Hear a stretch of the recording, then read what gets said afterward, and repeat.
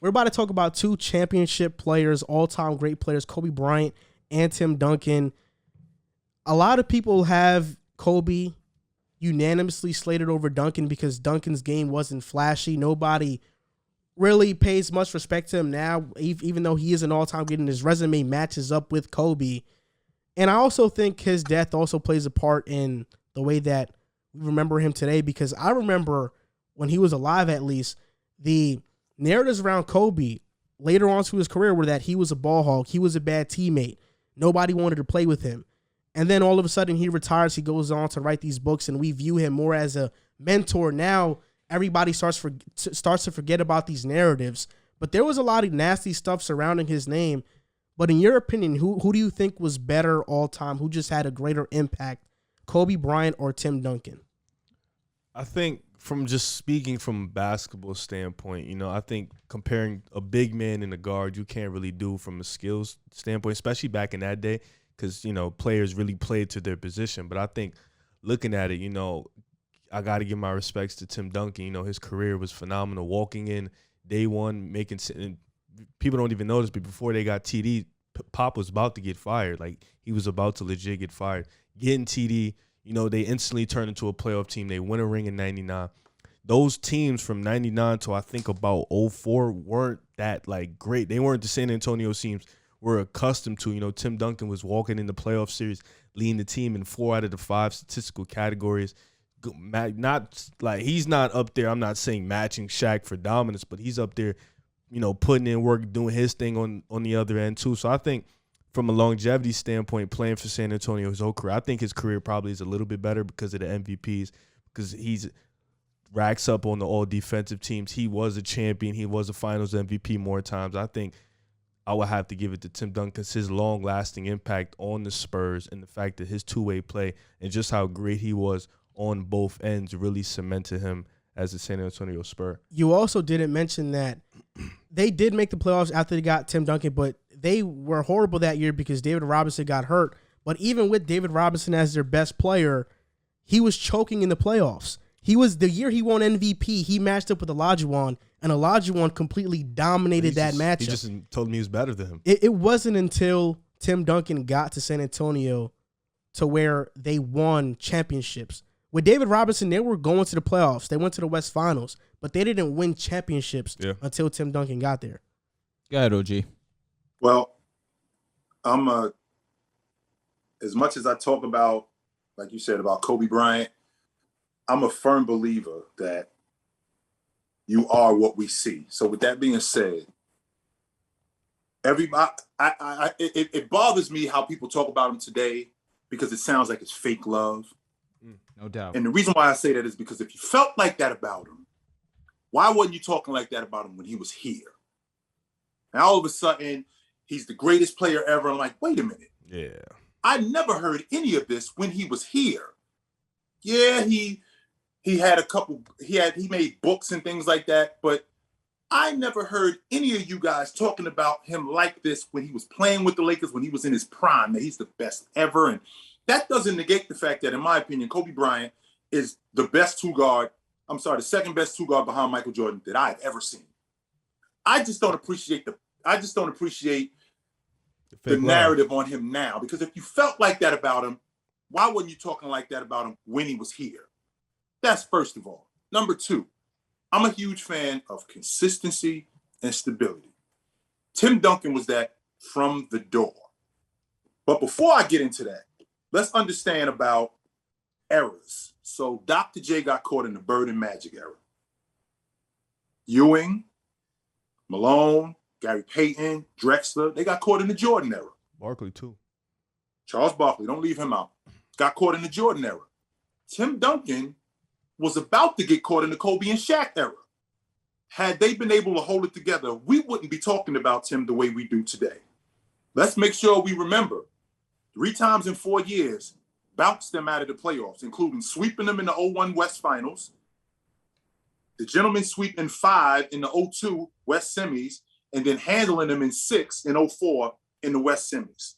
So we wouldn't be talking about Tim Duncan the way we are today had they been able to hold it together, but they weren't able to hold it together. So Tim Duncan became that model of consistency while that was going on. We talking about a guy who was 21-10 regularly. Plus, we talking about a guy who came out the gate from the door. He was first team All-NBA as a rookie. So this guy became that, and he just continued that. We had to wait for Kobe to become that. And I don't really like grading big men and guards. I'd much rather grade guys on their position. But I look at Kobe Bryant and I look at Tim Duncan, and I give the edge to Tim Duncan. Yeah, and Tim Duncan is the best power forward of all time, undisputedly. Ever. Numero uno. Like, nobody that knows basketball is putting anybody over Tim Duncan all time in power forwards. But shooting guards, Kobe, I mean, it's hard. It's Jordan. He's obviously one of the GOATs. And he modeled his game off Jordan. So that's why it's so hard. So, Drew, who are you going with, Kobe or Duncan? So it's funny, we were talking before the show, and I was saying I must have been debating this for like 2 hours. It's probably the toughest sports question I've ever been asked, because you look at the two resumes, it's pretty identical. I mean, you got a few here and there. Kobe has a few more All-Stars. Timmy has a extra MVP, an extra Finals MVP. It's really close. Obviously, this guy, Kobe, was the better scorer. I just think on a more consistent basis, Tim Duncan, from jump to when he retired, maybe the year before he retired, from 98 to 14, he retired in 15. He had his team in contention to win a championship every single year. You mentioned how in 01, 02, 03, 04, that Lakers team was dominant. That's an all-time roster right there. And it wasn't until Ginobili, Parker came along where that team really started to get it together and really compete for a championship year in, year out. But Tim Duncan was the core of that squad, the leader of that squad. He meant more to his squad. Not that Kobe didn't mean a whole bunch to his game. 100% Kobe was as reliable as it gets. But as it stands on who you can trust to do everything for your squad, Tim Duncan solved all that problems. You need him to score, he could do that. Rebound the basketball, he could do that. Pass the basketball, he could do that. One of the best big men defenders that this game's ever seen. His playmaking ability was unmatched. This guy, Tim Duncan, from the start to finish, there is no way you could debate that he didn't have his team contending for a championship. And I just look at Kobe. He was obviously this all-time great scorer, and I would never say anything otherwise. His efficiency's a little bit too inefficient for my liking. Obviously, you're the best scorer on your team. You're going to get the most shots on the squad. I would have just liked to see him be a little bit more efficient in the middle part of his career. Well, Tim Duncan was better at the things he should have been better at. Correct. I play closer to the basket, so I am going to be more efficient. Correct. Which I can get with that. He was a better rebounder. All right, I play in the post. So he was supposed to be that, which, all right, I could get with that also. But Tim Duncan did win league MVP when Kobe and Shaq were in the league. Correct. He did it twice. In fact, not only did he do it twice, he did it in back-to-back seasons. Yep. You know, he was a 15-time all-league defender when these guys were in the league. Yep. And I can't reiterate this enough. He was the model of consistency. This guy stayed healthy. He stayed on the floor. And he brought, you knew what you were getting from him every single season. And there was no question about it. You all bring amazing points. He's never missed the playoffs. Tim Duncan, you're saying. Tim Duncan is Zero. never. 0 Unbelievable. years. Never. Not one time. It's hard to dispute the points you guys made because you guys all made excellent points. You talk about how Tim Duncan was that guy from the beginning. That's absolutely true. Kobe took a while. But I'll say this. I got this book called The Three Ring Circus. It's written by Jeff Pearlman. He was on a guest. He was a guest on the show before. He's an author. And in this book, he talks about the Lakers' path to those 3 rings and how messy it was. And you got it right there, OG. Amazing book. Hey, that's awesome. So reading that book, it got me. I learned about how Del Harris was one of the main components of why Kobe Bryant wasn't able to blossom right off the gate. That's why I pushed back on that just a little bit, because I think had he gotten drafted to New Jersey, where he should have gotten drafted to if it wasn't for John Calipari getting cold feet, he would have been 20 points per game off the bat in New Jersey.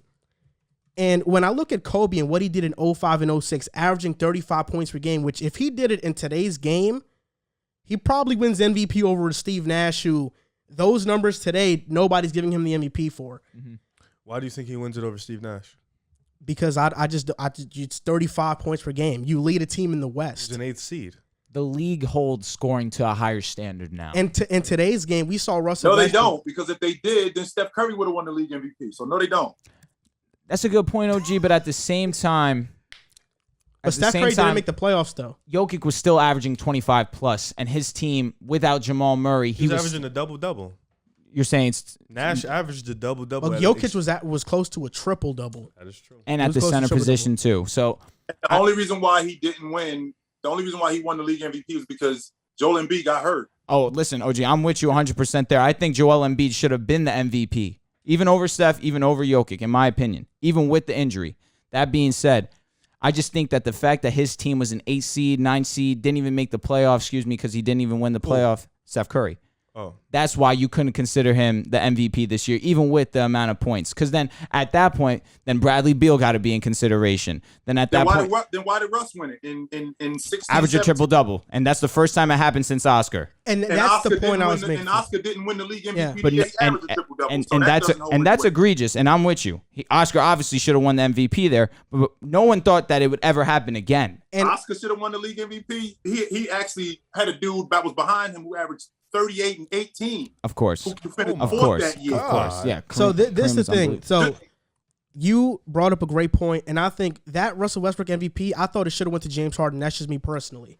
But I think I thought it should have went to LeBron, but that's just me. Yeah. Go ahead. All right, keep going. So But I that's think- like 7-8 years, OG. I think in this league, Kobe probably does get the MVP. But okay, he didn't get the MVP. But what I saw, what Kobe did that year, leading a team, that third best player was Smush Parker, because you can't leave Lamar Odom. Oftentimes, people leave the fact that Lamar Odom was on this team. Lamar Odom wasn't bad, and in the playoffs, he averaged 19 and 11 versus the Suns. But Smush Parker as your third best player, leading that team to the playoffs in a tough Western Conference.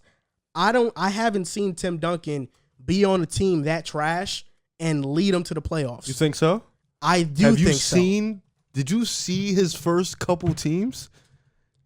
Weren't that bad, bro. They weren't Really? that good. He had Sean Elliott and Avery Johnson. Sean That's Elliott who he wasn't a played. bad player, though. But he was. Come on. Are we going to say Lamar Odom is better than Sean Elliott? Ah, I would take Sean Elliott over they're, Lamar they're Odom. right there. I know, that is really close. Yeah, come on. Tim Duncan has done it, and he went to the finals. I know, but I'm just saying, I think I really haven't seen Tim Duncan do that. And also, when we talk about greatest, we have to talk about a cultural standpoint as well. I know we talk about strictly basketball, but basketball is much more than just the game. Just from what Kobe has meant to me, because I'm one of those people who have always defended Kobe. I was hoping that dream team at the time of Nash, Howard, Kobe, Gasol, and Artest were going to win, but they failed miserably. Nash was washed by that time. He was. He He was. His was. back was terrible. Nash He was was. washed. So for me, my greatest moment watching basketball was 2010 when the Lakers won the championship, Game 7. That's my greatest moment watching basketball.